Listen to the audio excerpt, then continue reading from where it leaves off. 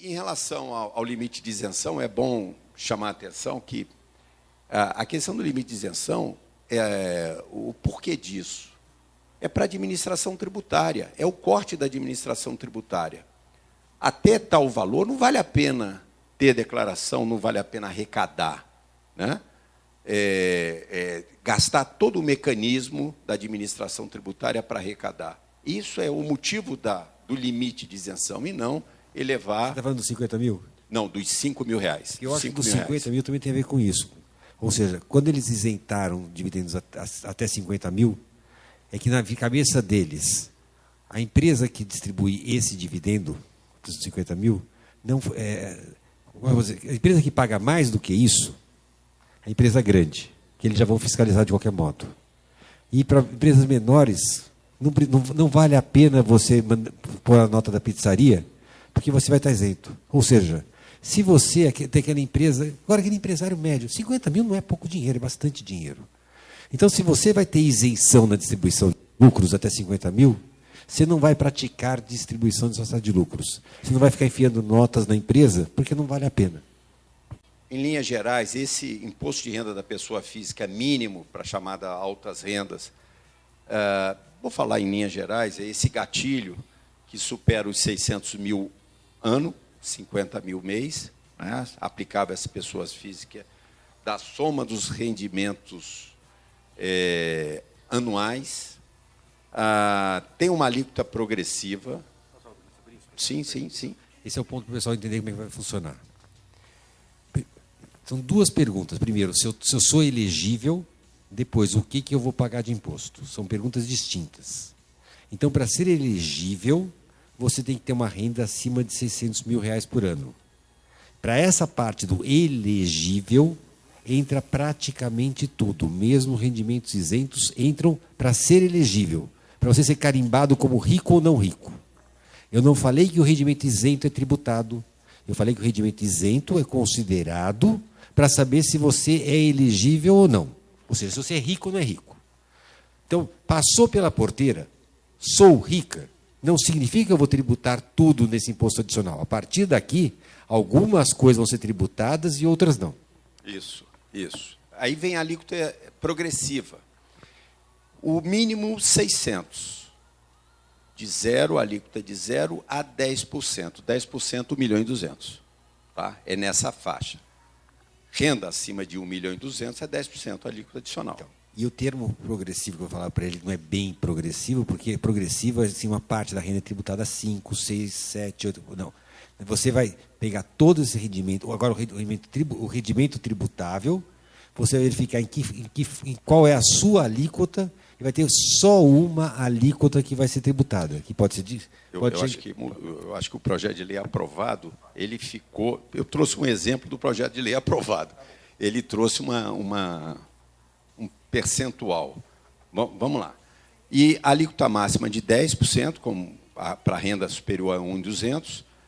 Mecanismo de redução, foi criado esse mecanismo, o valor apurado é subtraído de todo o IR que é pago, né, na fonte, né? E existe um redutor que foi mantido, aqui do artigo 16b, um redutor que cria um limite para a soma de alíquotas efetivas do imposto de renda e CSL, alíquotas nominais, 34% em empresas em geral, instituições financeiras 45%, etc.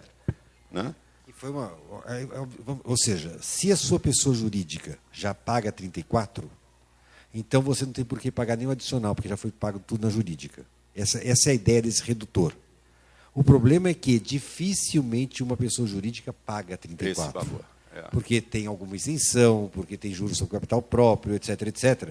Então, é muito pouco provável que alguém aplique esse redutor. Então, na prática, convivamos com o fato que a gente vai pagar esse imposto e dificilmente vai voltar atrás. O resumo é isso. Tributação mínima, tributação adicional. E aqui, professor Chueli, arrisquei fazer um exercício, um exemplo. Tá? Evidentemente, é um projeto de lei em discussão, né?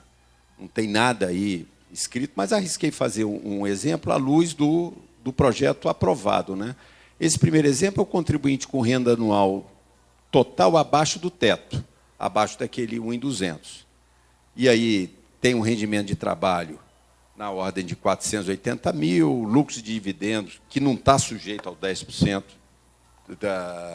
não está sujeito ao imposto de renda, 300, rendimento isento no regime, aplicações financeiras, e aí vem esse rendimento isento, que foi uma alteração no projeto, no original não tinha, mas no projeto de lei aprovado, que excluiu os rendimentos de poupança e LCI, LCA, né? Então, do total de rendimentos anuais, 950 mil, né, aplica-se o gatilho. Total, aplica-se o gatilho. E aí vem umas formulazinha. Meus caros, a legislação é super complexa. E eles afirmaram, conversando com um colega da Receita, professor Marcos, que na sua declaração de 2027, se essa lei for aprovada até o final do ano, esses dados serão oferecidos para o senhor, e o senhor não precisa fazer cálculo nenhuma.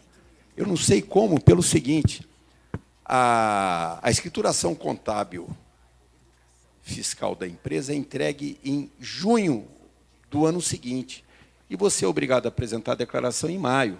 Então, a Receita não vai ter essa informação. E se você precisar de fazer, meus caros, pode contratar o professor Chueri para fazer essas contas. É para te defender mais tarde. Só para defender mais tarde. Só para dizer o seguinte, gente. Então, o que é o imposto mínimo? A ideia é a seguinte: você tem que mostrar que tudo que você teve de rendimento agora, todos os seus rendimentos, você pagou o imposto pelo menos de 10%. Se não pagou, você vai completar para chegar no 10%. O imposto mínimo, a ideia é essa. A ideia é o seguinte: se você, por exemplo, já é tributado a 27,5%, mesmo que você seja milionário, não tem por que pagar, porque você já está tributado nisso. Então, a ideia é que, somando todos os rendimentos, você vai verificar se você está tendo uma alíquota pelo menos de 10%. Se tiver, ótimo. Se não tiver, você vai pagar um complemento. Para dizer que esse é o conceito. É isso aí. Agora, então, o que vai acontecer com muita gente? Como boa parte dos rendimentos é dividendo, que é zero, então vou ter que pagar os 10%, porque vai partir de zero. Outros, não, eu tenho muita coisa de salário, já está 27,5%.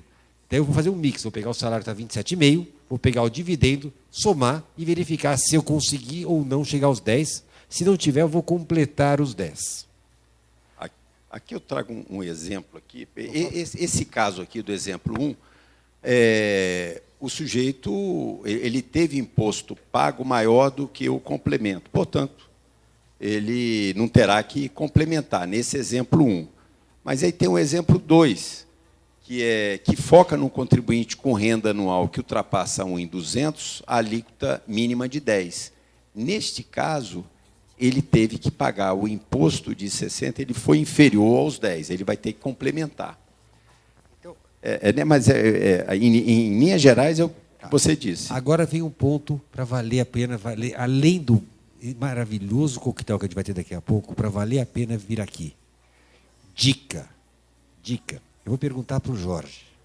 Jorge, elas por elas, é melhor eu fazer uma aplicação financeira numa LCI que é isenta ou num CDB que é tributado, cujo rendimento líquido é equivalente à LCI? Foi clara a pergunta? Então, admita que eu ganhe LCI 100, mas na CDB eu ganho 115, pago 15, 100 no meu bolso. É idêntico ou não é idêntico e por quê? Repare que a LCI vai ser tributada daqui a pouco. Bom, hein? por enquanto. Por enquanto. Professor Chuer, não faz pergunta Então, difícil. eu vou responder para Não vocês, faça gente. Olha a pergunta dica, olha a difícil. dica, olha a dica. Se você tiver LCI, ela não vai entrar no imposto mínimo, por enquanto. Fique tranquilo. Ótimo. Ah, então eu vou ficar em LCI que não mudou nada para mim. Deixa eu dar um elemento para você que a gente já percebeu. Se eu tiver no CDB, eu paguei 15%. Lembra que eu paguei 15%? É um rendimento tributável. Então, lembra que eu falei que eu vou fazer agora um mix, que eu vou somar todos os rendimentos e verificar se eu tive pelo menos 10%? Então, pensa o seguinte, se eu tiver CDI e dividendos, tenho 100 de CDI, 100 de dividendos. Eu somo os dois, dividendos está zero de tributação, mas o CDI teve 15%.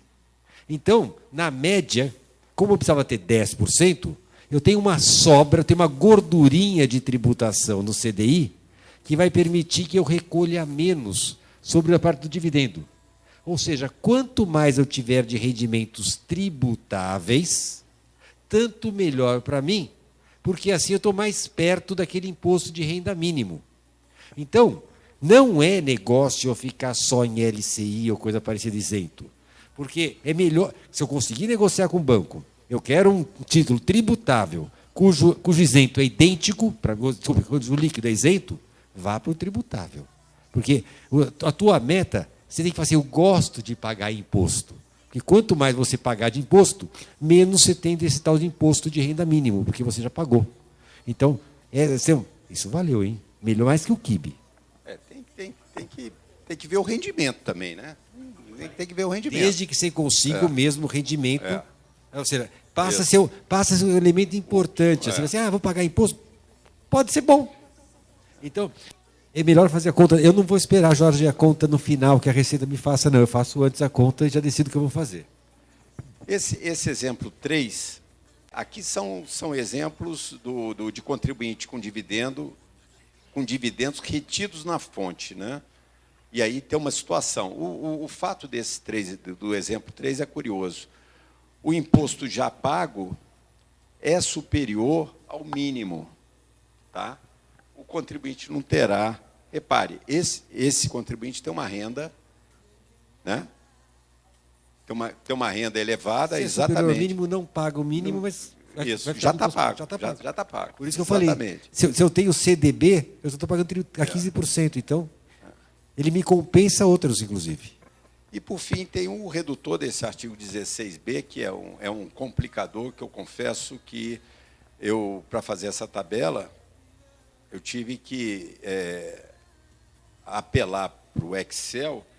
Eu acho que eu acabei colocando... consegui. Né? Esse dedutor... O redutor é assim, vamos lá, de novo. Se, considerando a pessoa jurídica, se ela já pagou 34, então você não precisa ter mais que pagar esse imposto, que foi 34. O pessoal fala muito da tal da pejotização. Não, porque, afinal de contas, a pejotização, tal e tal. Gente, se eu não tivesse uma PJ, se eu recebesse tudo na física, o máximo que eu pagaria seria 27,5%. Então, eu não consigo entender por que, se eu tiver pago na jurídica 27,5%, por que tem algum complemento a fazer? De novo, gente, qual é o raciocínio? Se você pagou na jurídica, não há por que complementar. Mas eles consideram, se você pagou na jurídica, 34%. Isso eu acho errado. Se você pagou na jurídica 27%, você está igual ao resto. Ou seja, você não está tendo uma vantagem. Então, esse redutor está mal feito, Jorge. Fala com seus amigos. Os amigos são dele, é para deixar claro. Bom, e por fim, pontos de atenção para a gente terminar aqui desse dispositivo, tributação de altas rendas, pontos de atenção, é verificar, de fato, como vai ser a tributação dos lucros e dividendos, né, daqui para frente. Lembrando que a lei precisa ser aprovada até o final do ano para poder valer a partir do ano que vem. Tem a tributação de lucros para o exterior, né, da alíquota de 10%. Por que do exterior é mais grave? Porque a gente vai ter a pessoa jurídica vai pagar 34%, o multinacional normalmente não paga os 34%, daí eu vou ter os tais dos 10%, e daí o tal do fator de redução que tem para a pessoa física, eles falam assim, o investidor no exterior vai poder também compensar o imposto que pagou a mais sobre dividendos se a alíquota efetiva ultrapassar 34%. Mas eu lhe pergunto, por que o investidor no exterior, o cara está lá na Inglaterra, que não tem nem acordo de tributação com o Brasil, o que ele vai fazer com esse crédito com o fisco brasileiro? Nada. Ou seja, certa hipocrisia, vai. Estou evitando palavras difíceis, mas